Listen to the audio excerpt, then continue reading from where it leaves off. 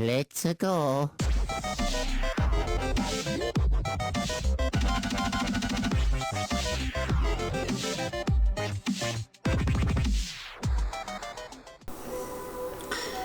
Yo, what is going on, guys? You already know that time once again. It is that JoJo motherfucking greatness. Crazy, noisy bizarre town. Yes, that's right. Get ready, guys. Episode 11, double hockey sticks. Yo, Red Hot Chili Pepper Part 1. Yo, oh, this episode, man. Now, getting off this whole regular, crazy, bizarre slice of life events, you know, going down in usually what we've been getting in Diamonds Unbreakable.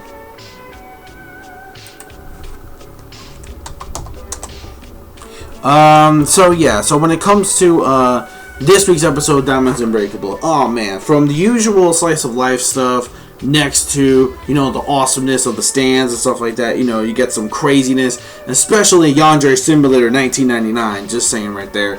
And then finally we had Mom Spaghetti or Chef Ramsay, but more fucking insane. But more importantly though, we are finally back to fucking, you know, some awesome action JoJo greatness. And this was actually really good. You know, getting back onto things with Red Hot Chili Pepper, we're finally focused on that. Because it has been a while since we have been focused on it, especially with the whole thing with the brothers, like, you know, with OKUYASU's younger brother. So, yeah. So, definitely, yeah, damn. Oh, that's right.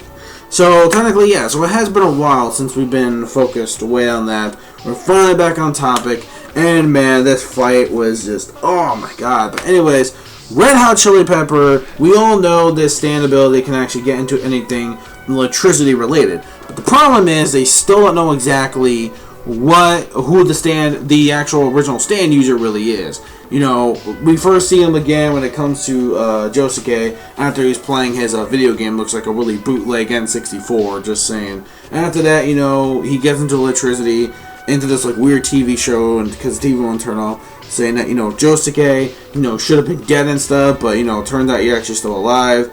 And it's like, well, you know, just to make sure I'm going in through, because I haven't forgotten about the whole situation with the bow and arrow. So, you know, it's like, oh yeah, that's right, we gotta get back onto that. So, you know, we see him the first time there, you know, giving him the message on like what he's gonna be up to and stuff. Like, he's gonna find, you know, he's gonna keep using the bow and arrow to get more stand users, you know, do their bidding and shit like that.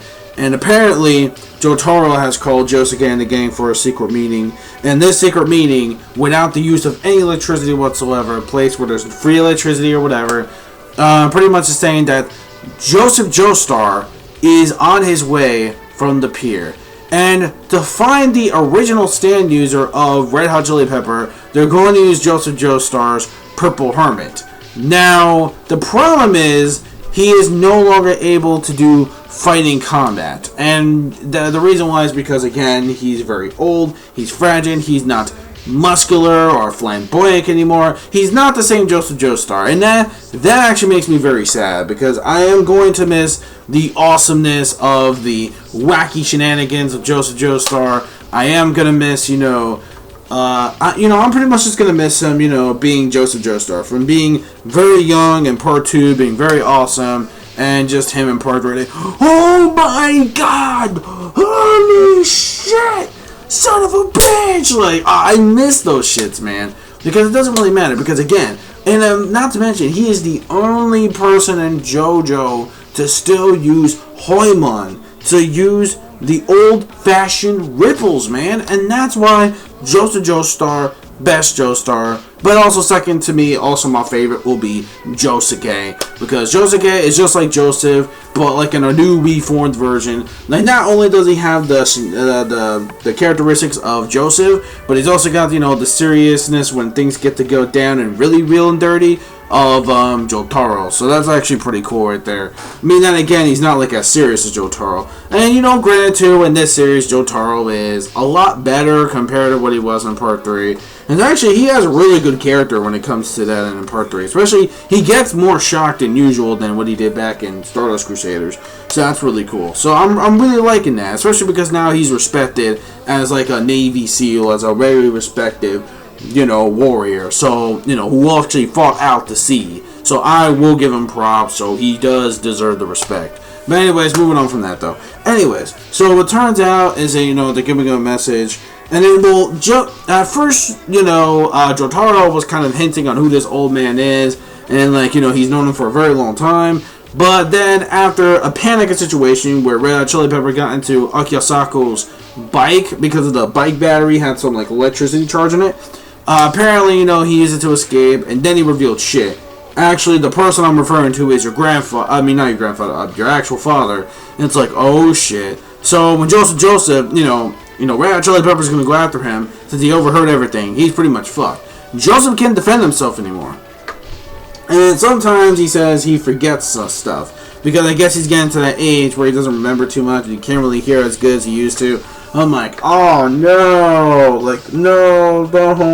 No. I miss Joseph when he was more not only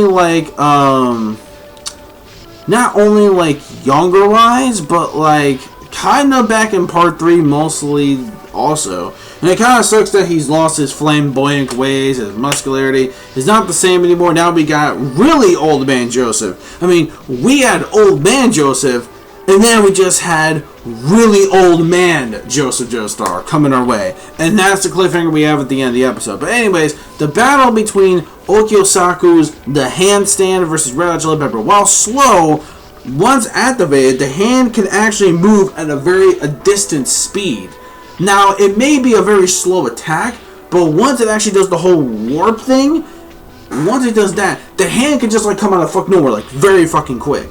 It may be a bit slow, but the vortex, after he creates it grants an amount of speed, and he's just whacking the living fuck out of Red Hot Chili Pepper, man. He's really just getting on their skin. It's like, yo, you know what? And then after, finally, he weakened him, we see that, he was trying to play him for a fool. It's like, yo, you know what? I'm weakened. If you really want to get revenge on me, that's fine, because, hey, I'm just going to keep using the bow and arrow just to do some shit, and, to fuck around with it, and then other stand users can, follow around the same trend and shit. And they can get those powers to do any kind of thing, that they want, for good or for evil. And what it is that, no, he doesn't want that, because he wants to get vengeance, because he was really pissed off on him losing his brother. He can understand that. But Jotaro gave him specific orders. Don't kill him. We need him, so that way we can actually find who the stand user is. He needs to talk and confess. But unfortunately, though, OKUYASU is thinking of revenge too much, because Red Hot Chili Pepper got under his skin, and after, he was doing some shit to finish him off for good, it turns out, nope. He did have this plan all along, where there was an underground electricity seal thing. And there was some kind of electricity cord, some kind of cable cords or something like that were hidden on the ground. And what happens is the charge gave Red Hot Chili Pepper his strength back. And he's actually able to go after Joseph. But meanwhile, taking Osaku's fucking arm off. Holy shit. The dude took his arm off. And then what happens was after he took his arm off, he was oh no. And I'm like, wait a minute. I just realized we had Crazy Diamond. He could just heal his arm in seconds. But unfortunately, he got dragged away from Red Hot Chili Pepper. And then, Koichi's pretty much panicking. He's like, oh my god, why are you guys doing this? No, we gotta go save him.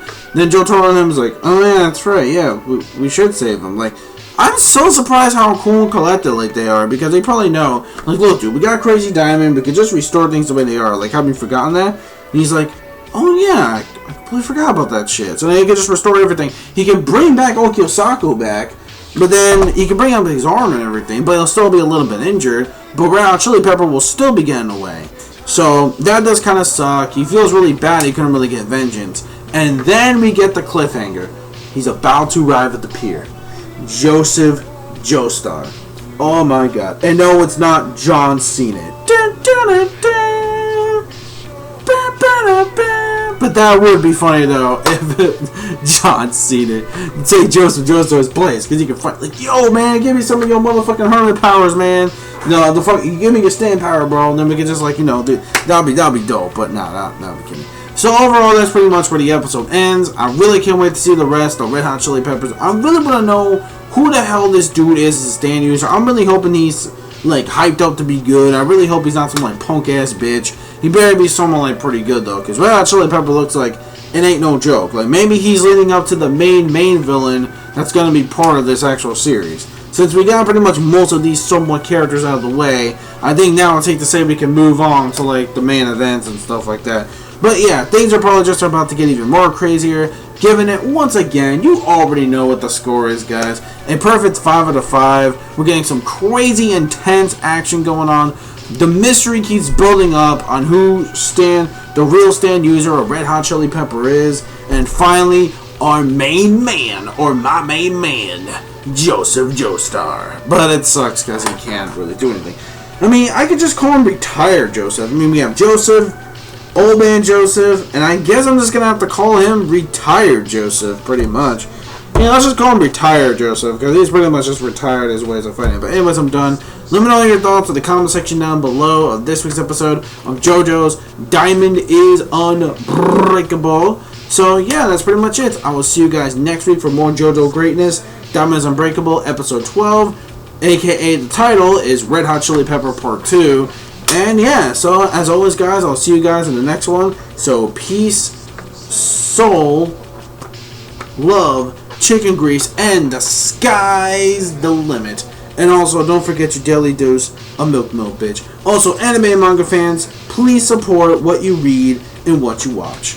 Yeah, man, I forgot to say that phrase no more, man. Oh, man, it's been a while since I said that. Anime and manga fans, keep supporting what you read and what you watch. And that's pretty much it, again. So, again, see you guys next week for episode 12.